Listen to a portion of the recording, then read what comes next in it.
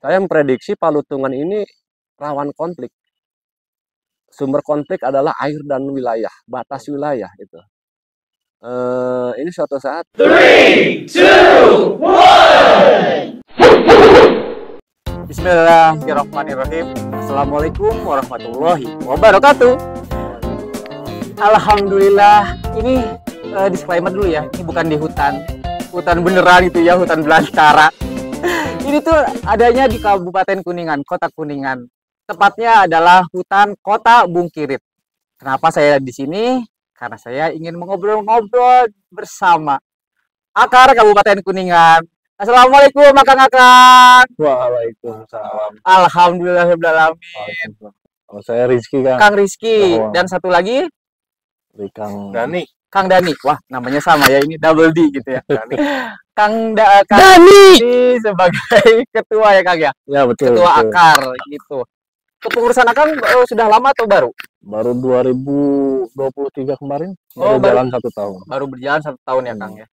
Kang, apa namanya? Kepengurusan di akar ini sudah banyak Kang? Keanggotaan maksud saya. Kalau anggota secara keseluruhan, karena kita itu sedikit berbeda dengan organisasi atau lembaga masyarakat yang biasanya. Betul.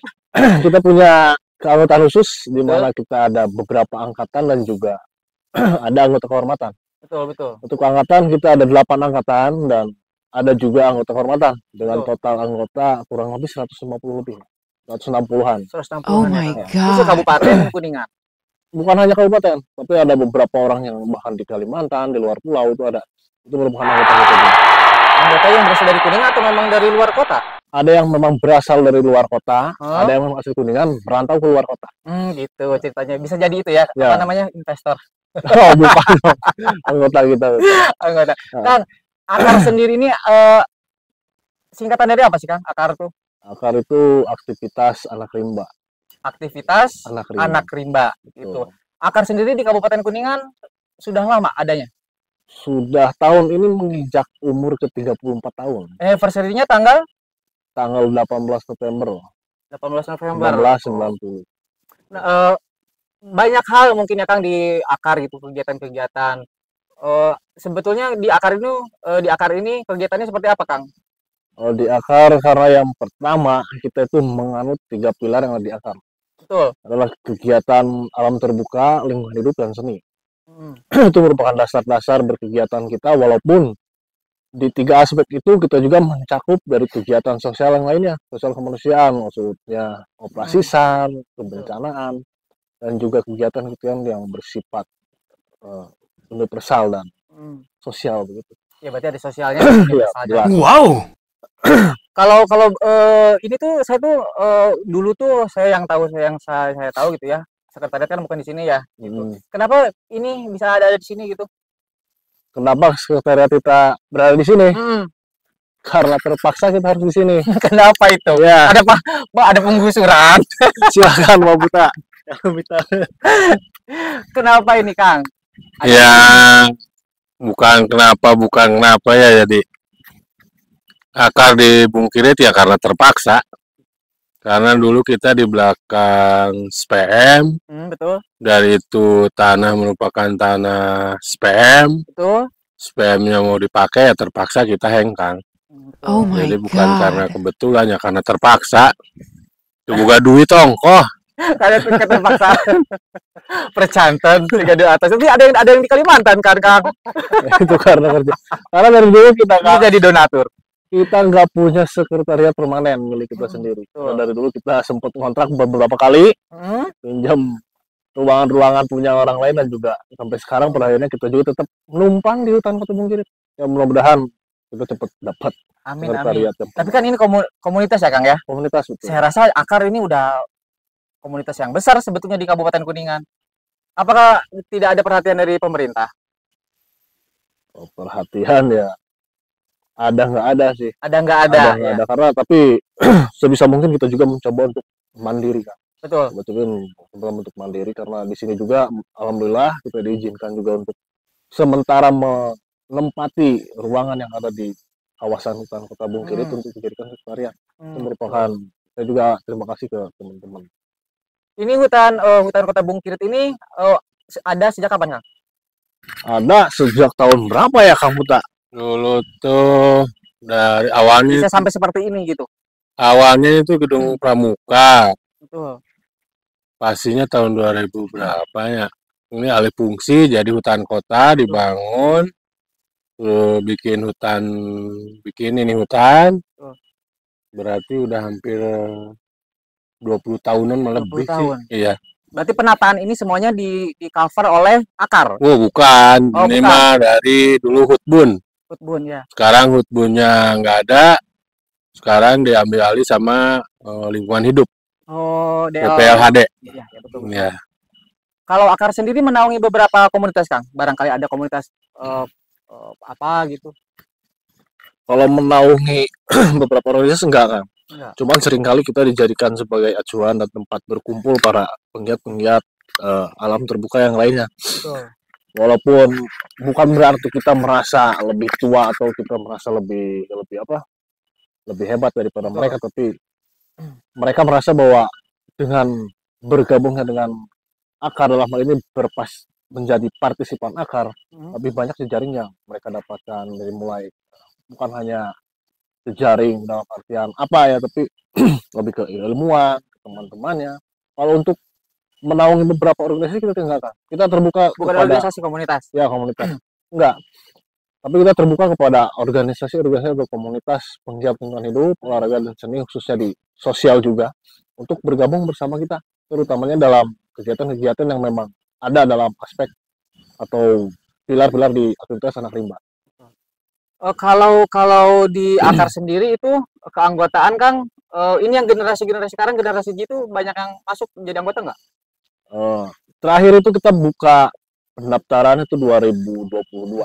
Betul. Melalui pola pendidikan dasar. Itu adalah angkatan yang paling bungsu, berarti angkatan 8.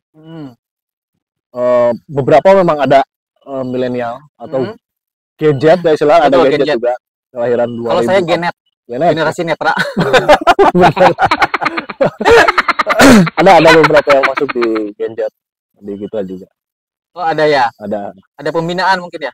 Ada, karena di kita setelah pendidikan dasar bukan berarti itu mereka langsung jadi anggota, Kang. Tapi pembinaan juga, pendidikan lanjutan dari mulai kesiapan mereka ketika ada di lapangan atau kesiapan secara intelektualitas mereka menghadapi permasalahan yang ada di Kabupaten Kuningan khususnya di lingkungan hidup, seni dan olahraga.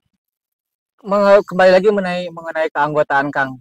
Terus terang aja saya bersilaturahmi ke sini gitu ya. Saya juga ingin bertanya, apakah kami para tunanetra Kabupaten Kuningan gitu bisa menjadi salah satu bagian keanggotaan di akar Kabupaten Kuningan? Bisa saja. Apakah ada persyaratan gitu? Persyaratan khusus? Iya, betul. Menjadi seorang anggota akar. Ada pasti.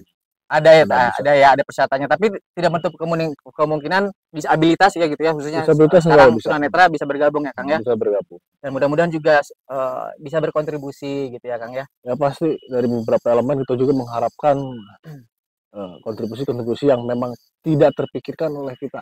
Betul. Mungkin bisa terpikirkan oleh teman-teman akangnya di komunitas tunanetra yang mungkin bisa masuk ke komunitas akar dan bisa terrealisasi di situ. Betul. Itu nggak jadi masalah. Kalau sejauh ini di Kabupaten Kuningan masalah penghijauan gimana, Kang? Penghijauan di Kabupaten Kuningan? Kalau penghijauan di Kabupaten Kuningan cukup ataukah kurangnya banyak gitu? Kalau berbicara sudah cukup, kayaknya tidak.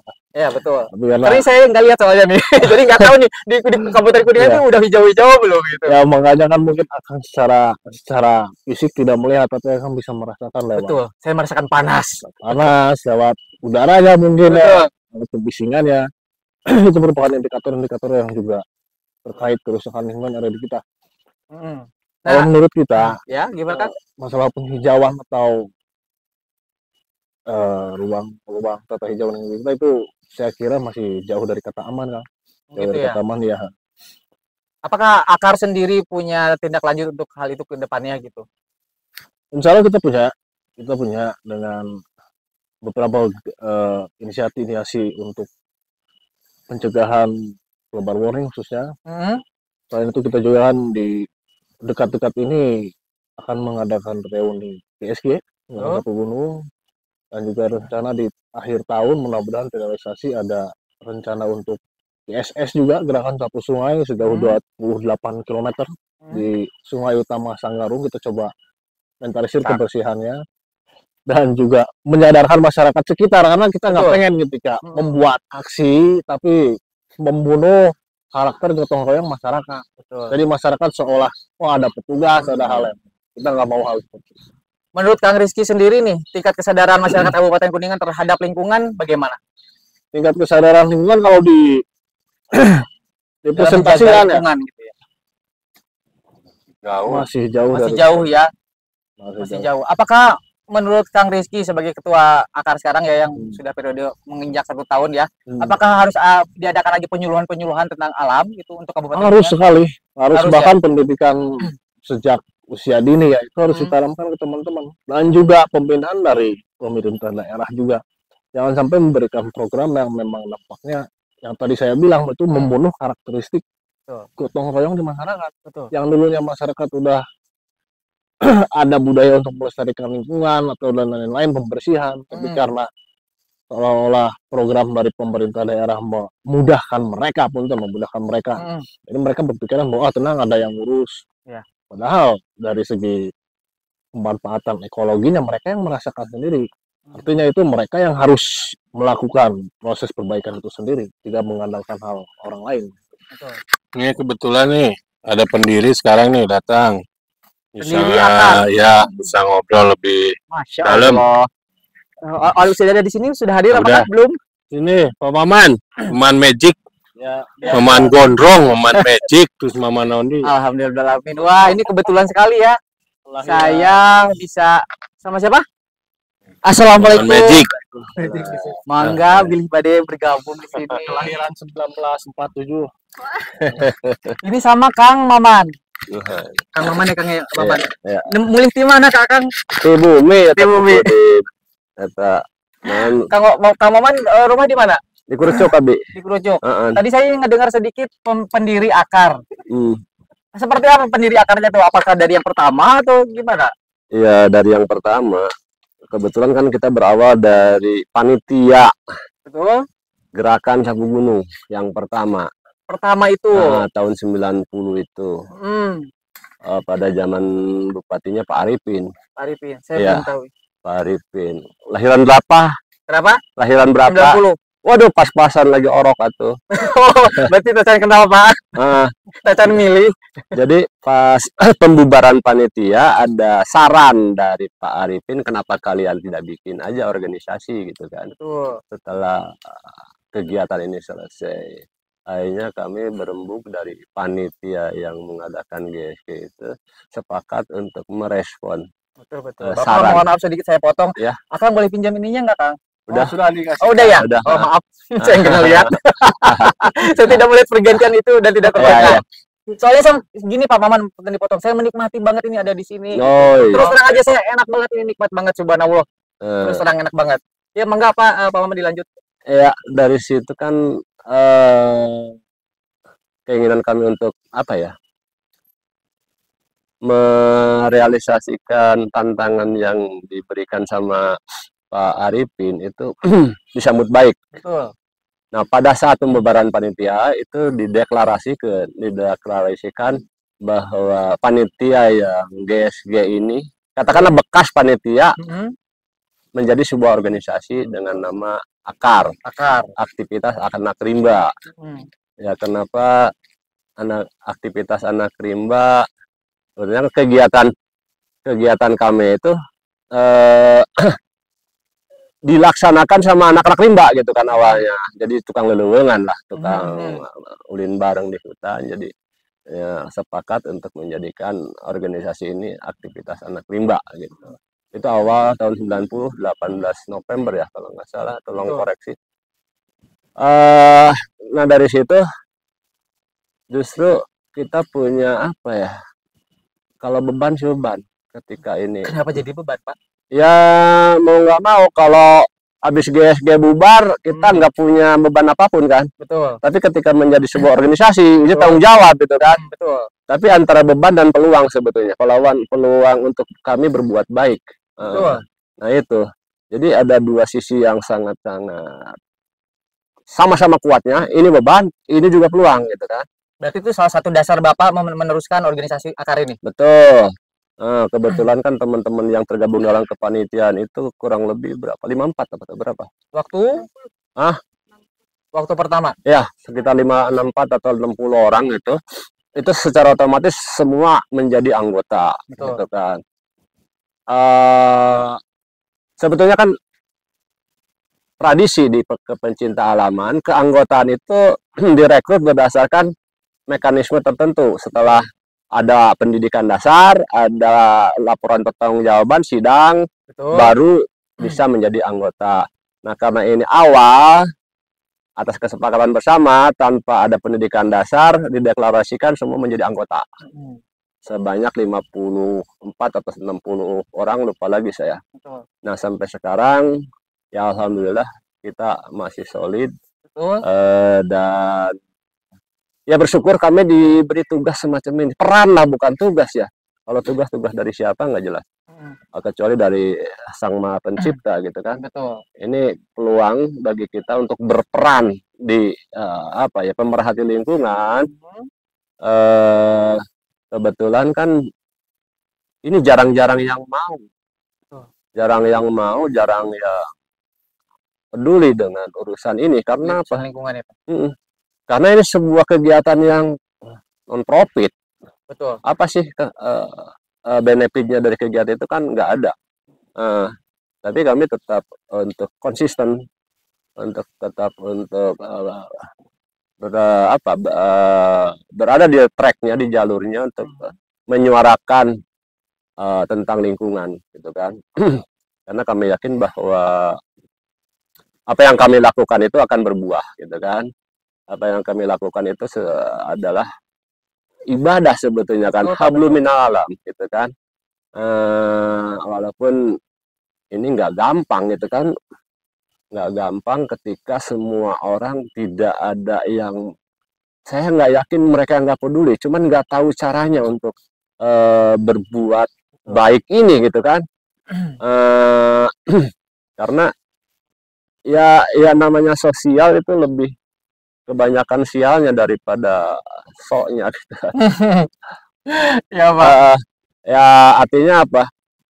Selama berpuluh-puluh tahun itu kami lebih mengedepankan kemandirian, tidak ketergantungan sama orang lain. Dan secara kebetulan ketika kami lahir itu di Kuningan nyaris tidak ada siapa-siapa. Dalam artian tidak ada yang menangani bencana, apalagi tidak ada yang peduli terhadap lingkungan secara organisasi. Sehingga pada saat itu kami benar-benar seperti Superman. Semua permasalahan itu sengaja, disanggupi atau tidak disanggupi, kami jalankan. Betul. Kenapa kami jalankan? Karena masyarakat meminta gitu kan. Coba bayangkan ketika seorang ibu meminta kepada kita mencari anaknya yang tenggelam. Betul. Di tengah malam, itu kan nggak bisa kita nolak. Betul. Hati kecil kita nggak bisa punya pilihan untuk nggak bisa Bu, atau udah malam Bu, nggak bisa. Nah, pada masa-masa itu semua kejadian yang berhubungan dengan kemanusiaan, eksiden dan lain-lain itu secara utuh kami telan gitu kan. Karena yang mau tidak mau ya, tidak mau, karena mereka juga mengadu kemana di situ. Betul. BPBD belum ada, Basarnas juga masih di tingkat pusat, belum masuk ke daerah. Akhirnya ya mungkin kami terlahir untuk di situ gitu kan, terlahir untuk menjadi apa ya, jembatan menyelesaikan masalah banyak yang diderita sama dialami sama banyak orang gitu kan, termasuk ya menangani kebakaran, kecelakaan, orang hanyut, orang kecelakaan di gunung. Betul. orang masuk sumur, Iya. termasuk sampai-sampai monyet lepas, kucing masuk sumur, itu semua tumplak-blak di kita. Pernah Pak itu kejadian itu? Sering, bukan pernah lagi. Oh, saya baru tahu. Oh, kucing masuk ke sumur ada yang lapor? Ada lah. Nah, ini fenomena ini kejadian sekarang dialami sama damkar. Oh iya betul. Ada odeng, ada ular yang harus ditangkap, ada apalah gitu yang dihadapi sekarang damkar. Itu persis apa yang kami alami dulu ya. Cuman bedanya kalau sekarang damkar perangkatnya ada, amunisinya ada, dalam artian anggaran ada, dan emang tupoksinya gitu. Ya betul. Nah, kita dulu itu bukan tupoksi, bukan apa, dengan anggaran yang nyaris tidak ada, peralatan juga seadanya ya. Ya alhamdulillah kami bisa melalui fase itu. Dan alhamdulillah sekarang ada institusi yang bisa menangani masalah-masalah tersebut. Kebayang kalau tidak ada institusi yang bisa menangani, berapa orang tua yang menangis merelakan anaknya hanyut tanpa dicari, hilang di gunung tanpa dievakuasi dan lain-lain. Belum tentang hutan yang terbakar tanpa ada yang memadamkan. Berarti kalau saya mendengar ya pemaparan Bapak, Akar ini ya bisa dibilang superhero di Kabupaten Kuningan. Ya superhero secara tidak sengaja sebetulnya, karena sebetulnya kami nggak ingin itu, karena ketika itu muncul ini beban semakin tinggi, semua semua masalah tumpak blok di kami, tapi ya paling tidak itu pelajaran bagi kami semua gitu. Berarti itu hal-hal tersulit yang pernah Bapak alamin dulu ya Pak ya? Iya semacam hal-hal tersulit ya. Kalau sekarang Bapak ini gimana melihat Akar perkembangan sampai saat ini nih Pak? Sekarang Akar agak mendingan karena kan institusi atau lembaga yang menangani khusus kebencanaan kan sudah ada. Sudah ada ya. Ada damkar, ada BPBD. Kita mungkin berpartisipasi membantu kegiatan mereka. Kalau dulu kita maju secara penuh, kalau sekarang mungkin agak bisa longgar. Betul. Sifatnya hanya membantu memperlancar kegiatan yang dilaksanakan oleh institusi pemerintah. Gitu kan. Agak-agak enak gitu kan lah. Untuk saat ini lebih fokusnya kepada berarti Pak Akar ini? Sebetulnya sih nggak ada yang begitu fokus, cuman karena di kebencanaan udah ada, kami bisa mengalihkan ke yang lain. Kebetulan kan ada tiga pilar atau tiga fokus yang kita lihat di sekeliling itu, atau ada yang ada di Akar ini adalah olahraga, seni, dan lingkungan gitu kan. Nah sekarang mungkin kalau tadi ke pertanyaan, sekarang lebih ke fokus ke lingkungan. Ke lingkungan ya? Iya, lingkungan, baik masalah kebijakan, baik masalah kejadian yang ada di lapangan dan lain-lain, itu mungkin jadi pusat perhatian kami. Tadi juga saya sempat bertanya kepada Kang Rizky gitu ya, masalah lingkungan di Kabupaten Kuningan ya. Saya merasa, walaupun saya tidak melihat gitu ya, tapi saya ngerasain Pak bahwa kayak panas gitu. Apakah penghijauan nih? Penghijauan di Kuningan tuh menurut Bapak ya gitu ya, seperti apa Pak? Sebetulnya kan tidak bisa dipandang secara lokal. Masalah panas ini sifatnya global. Betul. Karena mungkin efek pemanasan global ini dari dampak dari gas buang yang bahan bakar fosil itu, ini memang menyeluruh sifatnya. Kalaupun terjadi di Kuningan yang seharusnya dingin karena dekat dengan Ciremai, ini sebuah anomali aja ini. Emang cuaca udah nggak bisa diprediksi dengan akurat karena ada intervensi manusia di dalamnya. Betul. Ya. Tapi menurut Bapak penghijauannya sudah cukup atau kurang atau gimana? Sebetulnya penghijauannya Pak. Kalau penghijauan tuh 1000 tanaman yang ditanam itu terlalu sedikit. Satu tanaman yang ditebang terlalu banyak. Jadi kalau bicara tetap kurang untuk penghijauan. Kalau untuk pembalakan atau penembagan liar, walaupun 1-2 itu terlalu banyak. Itu prinsipnya. Jadi artinya kerusakannya udah sangat besar. Jadi harus ditutup dengan sesuatu yang besar juga. Tidak hanya sekedar seremonial, tidak hanya sekedar lokal gitu kan, harus menyeluruh gitu kan, kompak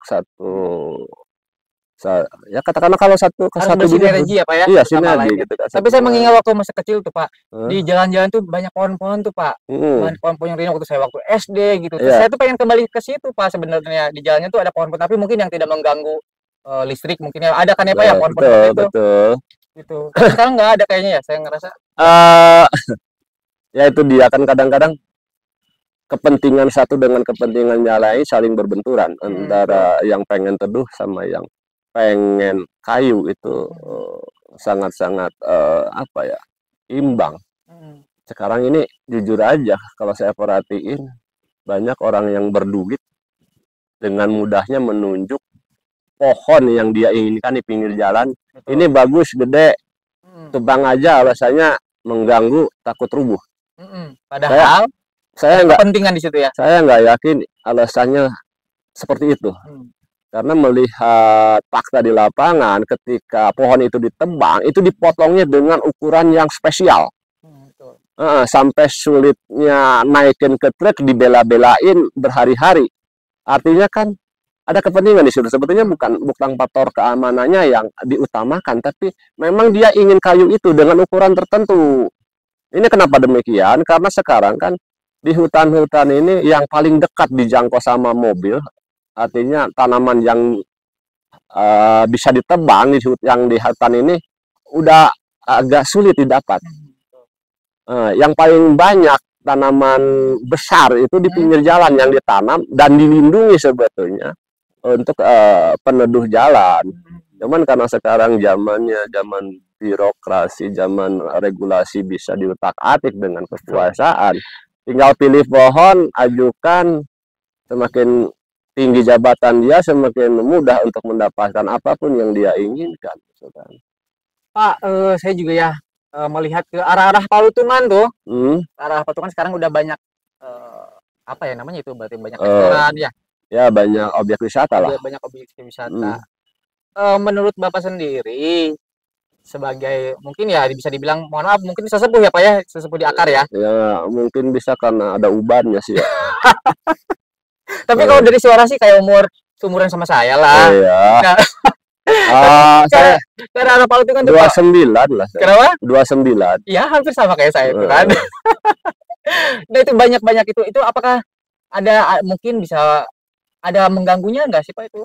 Ada kebaikannya, keburukan itu di mana Pak kira-kira? Kebaikan dan keburukan kan imbang sebetulnya. Betul. Tidak ada pilihan yang tidak beresiko gitu kan. Cuman resiko yang mana yang paling kecil yang seharusnya kita pilih. Nah mengenai perkembangan objek wisata di atas kan dilematis gitu kan. Betul. Di satu sisi ekonomi harus berjalan, di sisi lain ekologi juga harus berjalan, dijaga, ya? Harus tetap dijaga karena apa yang kita ambil hari ini harus mempertimbangkan generasi yang akan datang juga kebagian apa gitu kan. Cuman ada hal yang negatif ketika manusia dibarengi dengan sifat serakahnya gitu kan. Mumpung ada, mumpung menguntungkan dan lain-lain, ini kadang-kadang kebablasan gitu kan, tidak ingat generasi yang akan datang. Kami berharap ada regulasi dari pemerintah, masalah penggunaan airnya misalnya, masalah sampah. Ini harapan Bapak untuk pemerintah kabupaten sekarang ya? Betul, ada regulasi yang jelas. Sekarang kan air ini jadi rebutan. Saya memprediksi Palutungan ini rawan konflik. Sumber konflik adalah air dan wilayah, batas wilayah itu.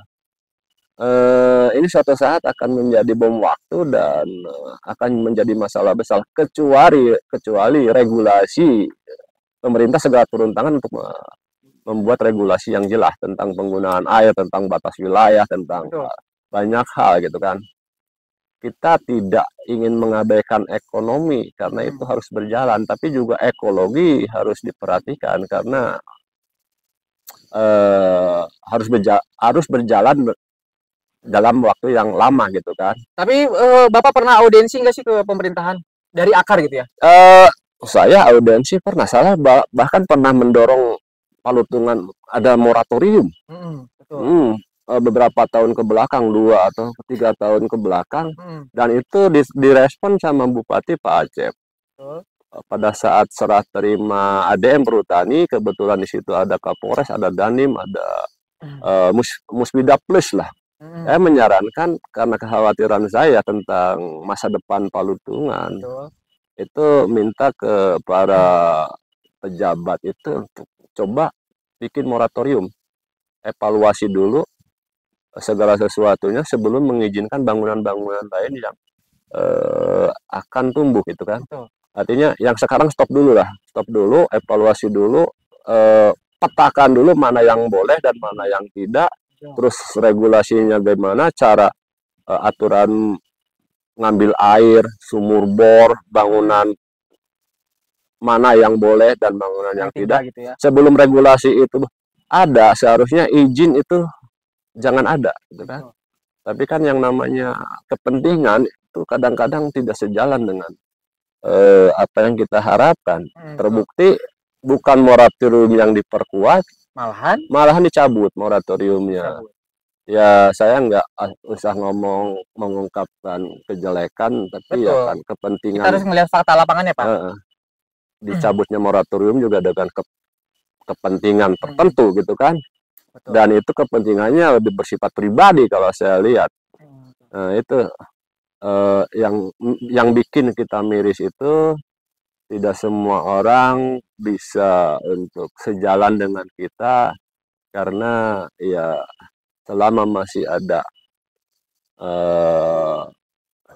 keinginan untuk menghasilkan finansial, itu idealisme akan terganggu. Jadi mungkin kita ditakdirkan untuk tidak terlalu banyak butuh uang, akhirnya nggak tahu nih, sampai ya. Ya mudah-mudahan ada perbaikan ya Pak ya tentang alam di Kabupaten Kuningan ya Pak ya. Ya, amin. Ya, tapi ini hutan kota apa sih, saya lupa lagi. Bung Kirit ya, ini terbuka untuk umum kan Pak ya? Terbuka untuk umum, kita juga minjem di sini kok. Tapi maksud saya tadi apakah di sini ada pengelolaan apa namanya tiket gitu? Nggak ada. Nah. Sekarang udah nggak ada ya, udah berarti free ya, siapapun boleh silakan masuk ya.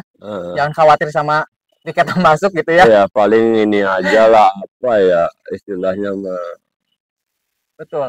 Uang kebersihan buat yang jaga gitu. Betul, tentu ya. Sukarela aja lah. Mudah-mudahan ya Pak ya. Mudah-mudahan dengan tayangan ini, tentunya juga tayangan ini tidak hanya untuk tunanetra ya Pak ya, untuk masyarakat umum luasnya gitu ya. Betul. Dan mudah-mudahan juga ini hutan Kota Bungkit ini bisa menjadi salah satu yang terbaik di Kabupaten Kuningan ya. Mudah-mudahan bisa dilestarikan lagi, dikelola dengan baik gitu ya Pak ya. Mudah-mudahan bisa lebih bagus lagi. Sebenarnya saya tuh penasaran, pengen lihatin gimana gitu ya keadaannya ya Pak ya. Mudah-mudahan Allah memberikan saya sekejap aja ngeliat di sini, soalnya saya ngerasa enak banget gitu, nyaman. Jangan saya mau nginep di sini nih. Ya. Boleh nggak saya nginep di sini Pak? Boleh aja. Justru ini ngopi ya. Bagi kami suatu kejutan sekaligus suatu kebahagiaan ketika komunitas tunanetra ini memperhatikan kita atau tertarik dengan kegiatan kita. Saya punya keyakinan bahwa kita bisa berkolaborasi lah. Amin. Dan itu juga silaturahmi yang saya datang ke sini, silaturahmi itu salah satunya. Mudah-mudahan kita bisa bersinergi Bapak, bisa berkolaborasi dalam hal apapun. Insya Allah Pertuni siap bergabung itu bersama masalah lingkungan gini.